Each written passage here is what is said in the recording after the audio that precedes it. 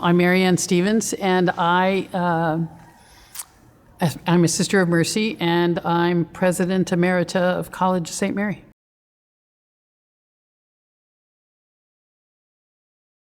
I started out as a high school math teacher. My first degree was in mathematics and education. So I taught in a small Catholic high school in Joplin, Missouri, named Macaulay High School, owned by the Sisters of Mercy. And I taught high school math. The seniors were 4 years younger than I. I was a little intimidated talking to their parents, but anyway, I went on from there and was asked by the Sisters of Mercy to work with new members who were coming into the order. And in order to do that, they asked me to get a master's degree in theology, and I went to St. Louis U and got that. Then I moved up here to Omaha, and I worked in formation for 5 years.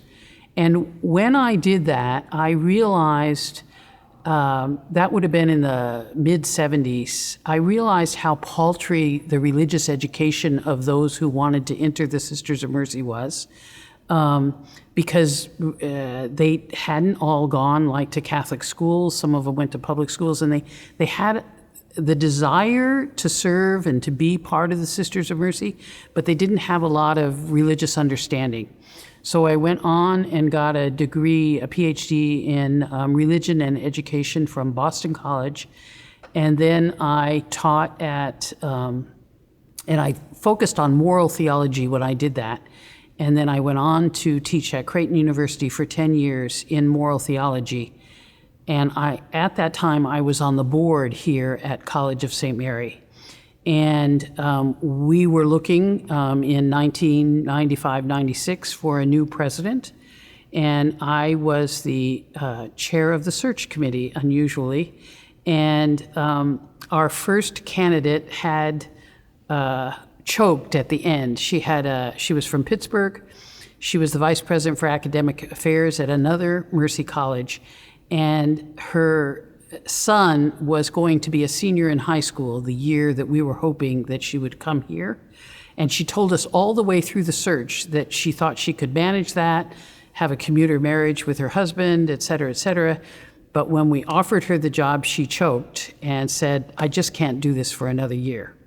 And so the search committee was sitting in the president's dining room here at the college at 7:30 in the morning at a breakfast meeting, trying to decide what we were going to do next. And our candidate, who was the number 2, was a distant number 2. And I went to use the restroom, and when I came back, one of the board members said, "Sister, we want you to do this." And I said, "I have a job." But I said I would think about it. And I came over here that evening, and I walked around, and I thought, I could do this. And it was at a time when the college was in very difficult straits financially, and indeed, the city thought it should close. I mean, the community was talking about that. But I thought, I could give this a college try. And so I came here, and I was here for 27 years, retiring in June of 23.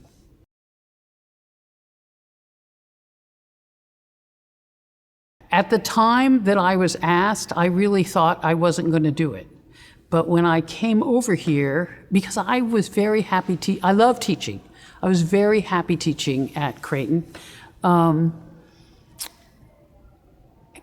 I walked over here, and I walked around that night. I walked on the campus, and I really felt a call. I felt like this was what I was being asked to do at this time. And I was a little afraid, quite frankly, because I was a teacher. I was not an administrator, although I was the oldest of a string of 8 kids, so maybe I was an administrator in my youth. But I hadn't been in administration, but I thought I should respond. So it was a little fearful, but I felt like it was a real call.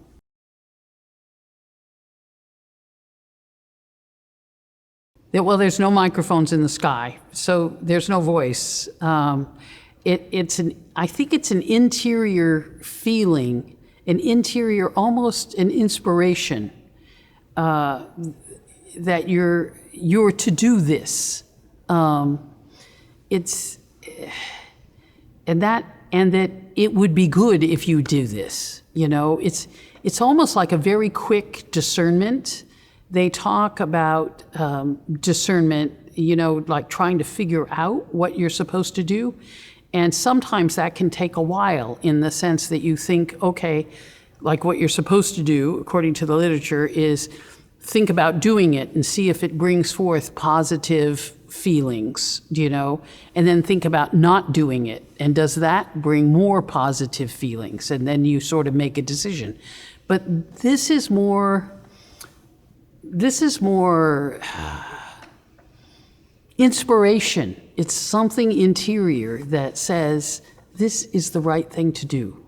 And then you hope it's affirmed by your experience in doing it, but you don't know.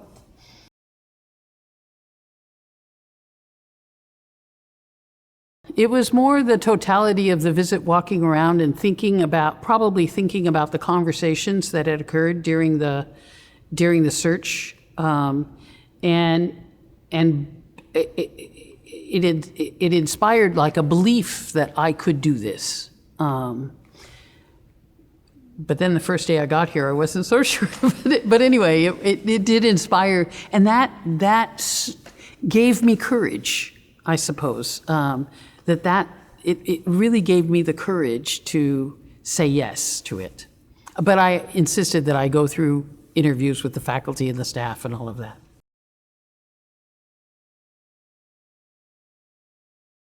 Even my mother at the time said, "You're giving up tenure?"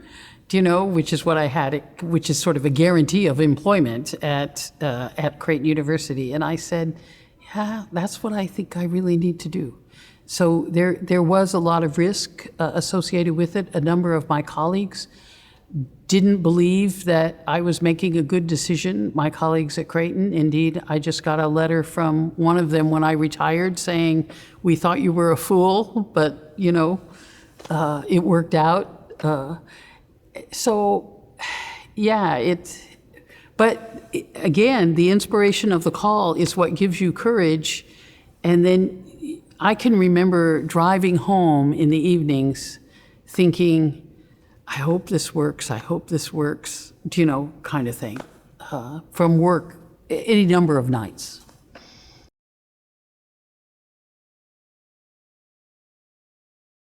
Well, one thing I had to learn is, you know, when you walk into a classroom as a professor, you're sort of in charge of the classroom. Do you know?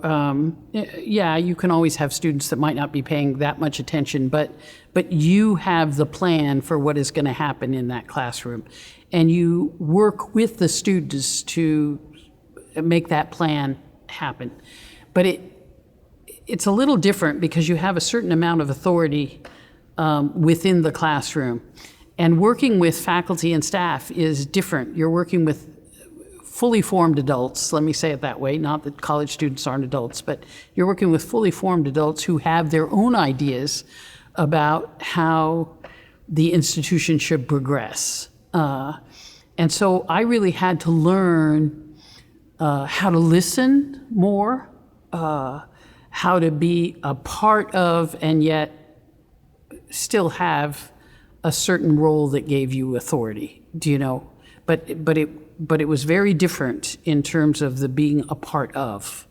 And I'm a person who, initially, when I started out being president, I was all about the task. So I could walk down the hall and say, okay, if I saw an enrollment counselor, how many people did you see today? Or how many people are we going to have in the fall? Or what's the bottom line? Or did you do this or did you do that?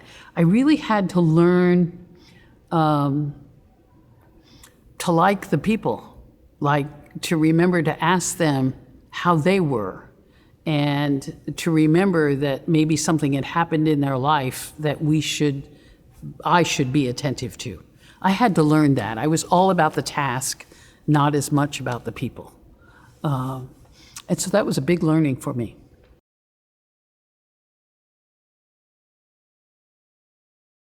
Well, the first thing I did was begin to work with a group of women in the college hadn't capitalized on, this would have been in 1996, so the late 90s. The college hadn't really capitalized on being a women's college. Everybody knew it was a women's college. We didn't have any master's programs at that point, but we hadn't capitalized on that. And so there were a group of women, some of them very wealthy in the community, that were very interested in that.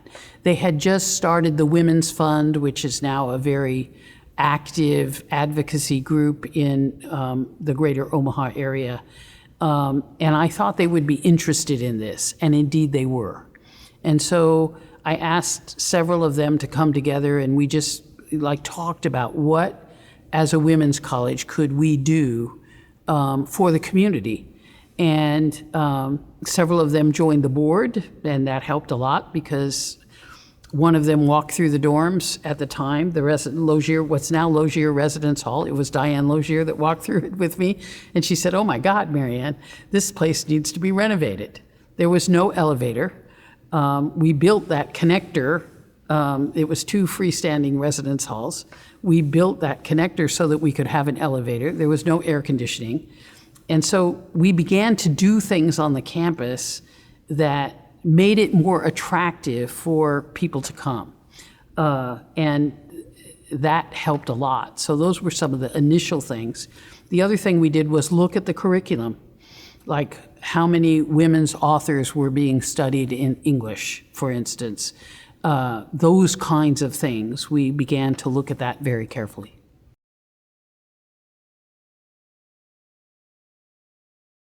You know, when you read the story of Catherine Macaulay or hear the story of Catherine Macaulay, one of the things that you know is that what inspired her initially was a young woman from a neighboring estate when she was leading the estate of the Quaker couple, the Callahans.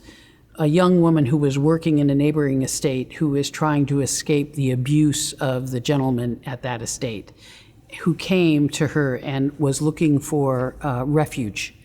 And she was not able to offer that refuge. So when she inherited that money from the Callahans, what she wanted to do was create a house in a fashionable area of Dublin where women who could come from the rural areas into the city and be in the evenings there and then go out to the homes of the gentry and be able to come back, so that abuse wasn't a temptation, let me say it that way, for the men of the house. And that was one of the things that inspired me to say, we need to be about women who come from all kinds of areas. Do you know? Older women as well as younger women. It's not just 18-year-olds, but it's women who are in their 30s who may just have the desire for an education, but also may have been divorced and found themselves without the resources to get a job because they didn't have an education. Do you know?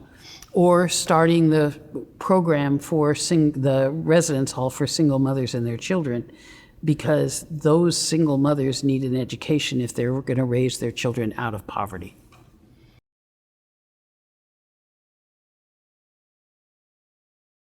Not really. We started the master's degree programs because I think it was 2007, we'd have to check that date, but we had an occupational therapy program that was a bachelor's program, and the accreditation standards went to a master's. In other words, you couldn't have an OT program without offering a master's. So we were forced to offer the master's if we were going to keep that program. And then we thought, oh, well, let's start other master's programs, you know, because that can bring a different kind of revenue to the institution.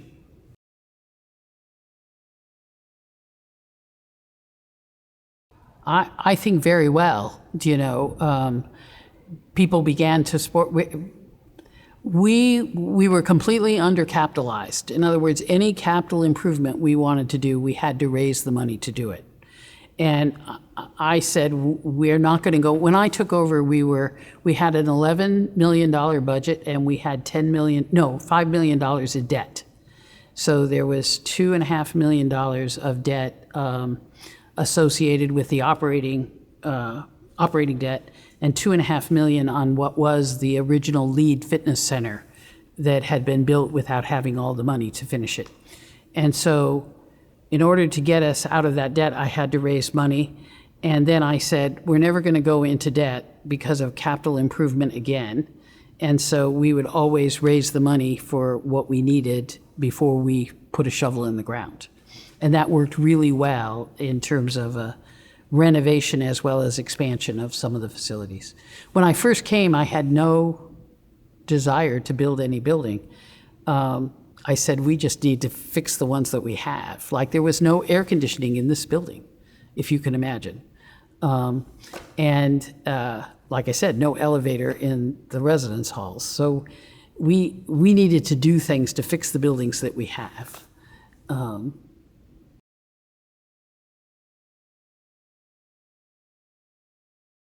some of it is the physical space, but it's also, so you want to have facilities that are,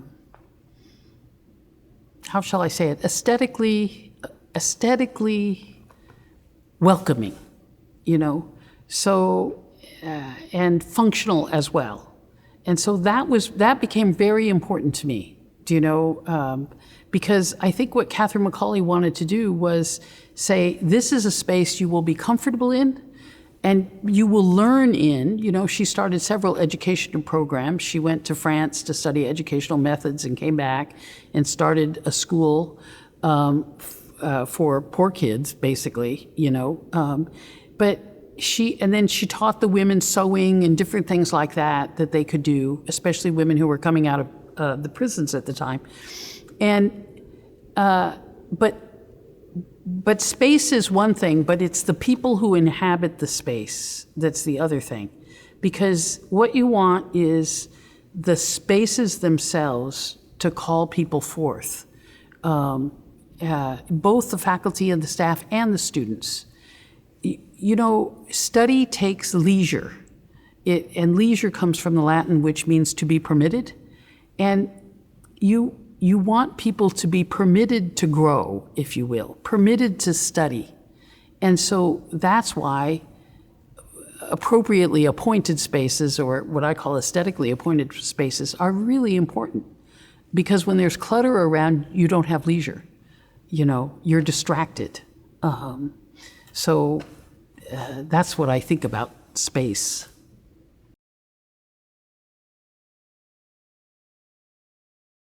Oh, sure. Well, it's the same thing. I mean, you want welcoming spaces, and that's what hospitality is all about, that people will walk in and feel comfortable. So whether or not that's the way the trees and the grass look, or flowers at the front door, you want people to feel like, they will come in here and feel at home. But that's also why you reach out to what I used to call them different niches of women, So, a young woman came to me and said the reason the Single Mothers Residence Hall started is a young woman from Hartington, Nebraska was living in our residence hall, Lozier Tower, if you will, and she was a junior, and she came to me and she said, "Sister, I'm pregnant, and I'm going to have my baby in the summer, and I don't know how I'm going to finish my senior year if I can't bring my baby back to the dorm." And I said, "Well, let me think about it." And the next day, 2 days later maybe, I saw an article in the Chronicle of Higher Education about a school in the East that had bought a house down the street. And I sent our residents, 4 single mothers and their children, to live in while the single mother was going to school. I sent our residence life people out there to find out what were the rules. Well, there were 2 rules. The children can't be unaccompanied on the campus, and they can't be in class. And I said, well, we can do that. And we had all this space here in Walsh Hall that had been former convent space. So it had huge restrooms, and it even had bathtubs. And so we started that. I came back and I said, we can do this. And we started with 8 students that year, and then it grew like topsy, so we built a freestanding residence hall for them to welcome them, to be hospitable to them. And that's when I say what Mercy really is about, what Catherine Macaulay was really about, is response to need. A lot of people will tell you, Sister Maryanne or Dr. Stevens had lots of vision. I didn't have any visions. I just said, okay, here's a student. We need to figure out how to be hospitable to her and her child. It wasn't about some grand vision that I had. It was response to need.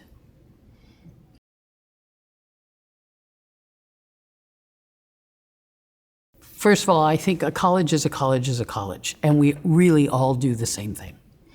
But it's kind of like the flag. You know, there's lots of red, white, and blue flags that have stars and stripes on them, but you recognize the United States flag.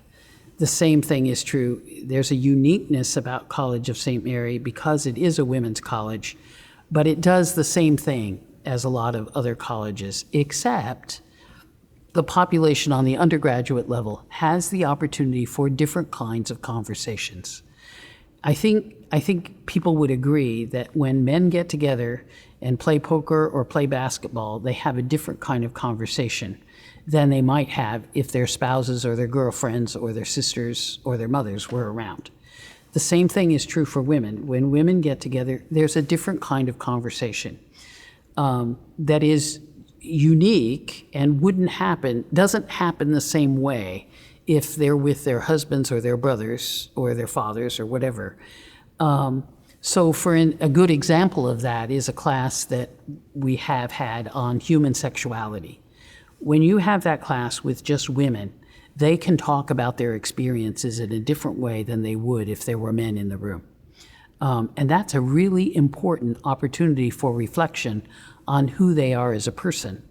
And that can help them grow, and that's what education is about. It's about calling people forth. It's about helping them learn to reflect on who they are. And I think those conversations, you don't have to have a women's college to have them. You can have them, older women have them playing bridge together, do you know? You could have them, if you have a Girl Scout troop, you could have them in a variety of other opportunities. But this is one opportunity where you can have those kinds of conversations.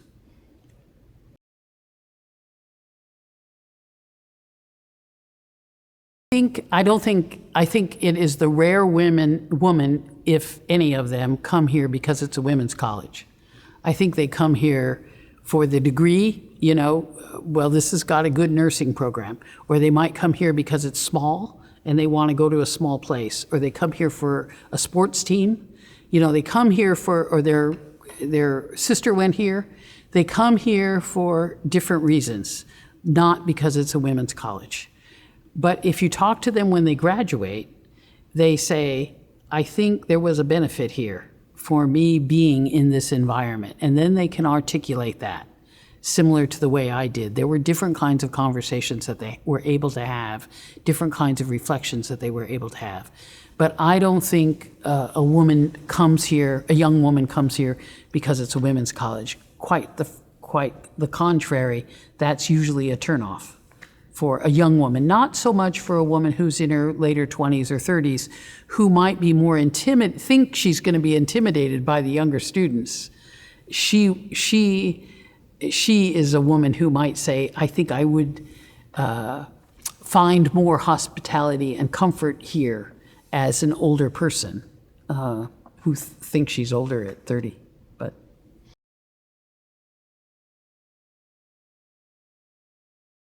well, I think people crave community. I don't think they always know that, but I think when they find it, they want it. You know, there's so much, partly because of the influx of social media into our life. There's a lot of looking at a screen but not really having a relationship what I would call a real relationship necessarily with the screen. I mean, people are talking today about people have memes, that their boyfriend, that they can make the meme be who they want the boyfriend to be, but it's not real, And people spend a lot of time on social media, but I think once they find a community of people who share their desire for the future, they might not all have the same values, in a particular classroom, They might not all believe the same thing about the way the country should go or the way the church should go or the way people's lives should go. But they do find the opportunity for conversation about those things. I think then they find themselves rooted in that community. And I think people crave that. And that's what that tight-knitness can do.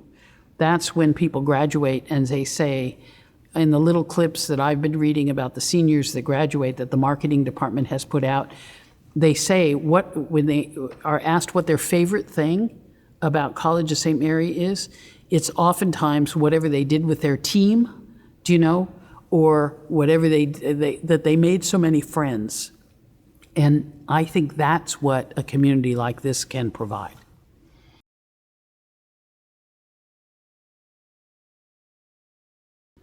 I think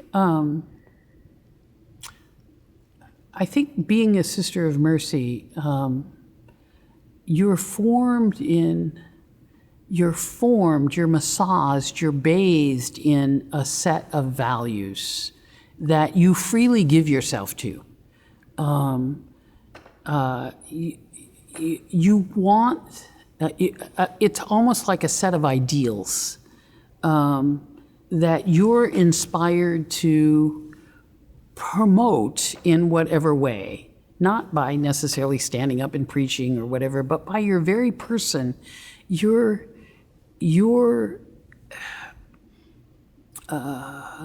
living those or trying to live those values. You don't always maybe live up to them, but you're trying to live those values.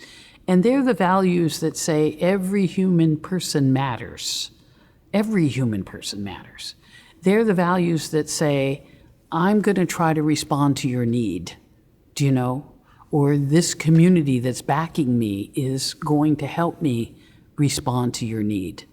They're the values that say, let's give people a second chance. They're the values that say, let's have peace. And let's figure out how to converse about our differences, not just ignore them and walk away from one another. So sitting as a leader of an institution that is founded on those kinds of values suggests that what you want to do is help people acquire those values. And you want to say, that's what this community is about. This community is not about ignoring differences. This community is about embracing differences and trying to figure out how we can bring peace. This community is about gathering in, whether it's the single mother or the undocumented student who might be shamed by our society for whatever reasons. This community is about embracing those. And that's what being formed in the values of the Sisters of Mercy, or living those values, trying to live those values, and at the same time being a leader would be all about.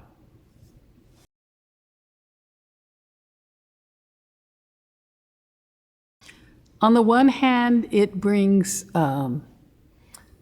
sadness to me because I think it certainly has been of benefit for sisters to interact with students, faculty, and staff across a variety of ministries, including this one. But on the other hand, I know that other people can live these values. You don't have to be a Sister of Mercy to take up these values and say that you want them in your life too. And many people do. But one of the things that I have found is that people struggle to name those values. And so something that an institution like this can do is help them name them. And so if the College of St. Mary stays true to its mission, which I believe it will continue to help people, not Sisters of Mercy, name those values and continue to encourage students in them as well. And I think that's what mission integration is all about, which is alive and well here, and it doesn't need to be run by a sister, or the college doesn't have to have a president who's a sister, or faculty members, staff members who are sisters, because other people are willing to take these up, but sometimes they have to be guided in naming them, that yes, I carry these same values. I believe that every person has human dignity. And I really want to think about that. Do I really believe that? And this would give people the opportunity to think that through. And so on the one hand, I can be saddened, but on the other hand, isn't it wonderful that you have the opportunity to share responsibility for the mission with so many others?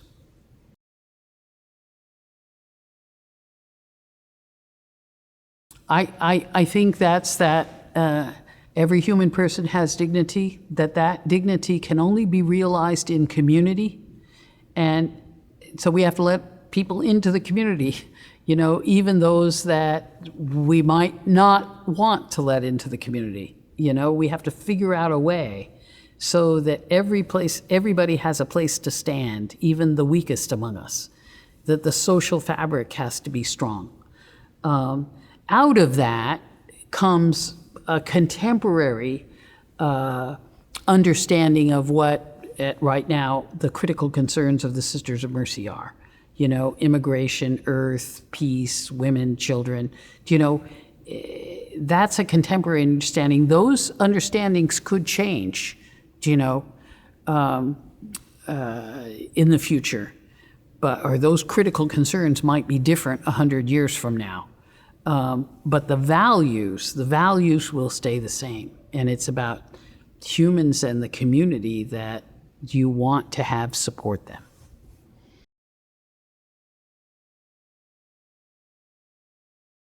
Just what I said before, that I would really, really hope that what I left here was an understanding that every person matters, and that we could bring in people who were less able, maybe, like I say, shamed a little bit. That happened with the single mothers, the undocumented students, that we could bring people into the community, and that would be a good thing. It would build the whole community. And that the faculty and staff are integral to the education. Not just the faculty, but the staff too are integral to and everybody has the opportunity to be called forth. We're not just educating students, we're calling forth faculty and staff as well. That would be the legacy. I mean, a lot of people talk about, well, you changed the campus, you saved it, all of that. I didn't do that. A lot of people did that, but what's really important is saving it for the sake of the mission, not saving it.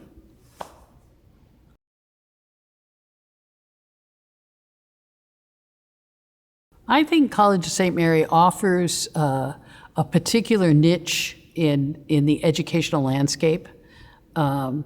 That is an important niche. It's small, it's not particularly prestigious, but it graduates people who have an understanding of who they are and that they want to offer something to the community. I really believe that's the magic that happens here. And I think that's a benefit to the greater community.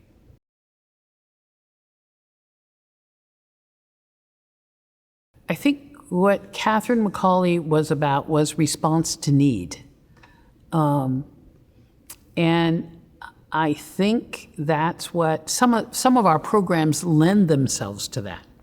So, if you're going to be a nurse, you're going to respond to need. If you're going to be a teacher, you're going to respond to need.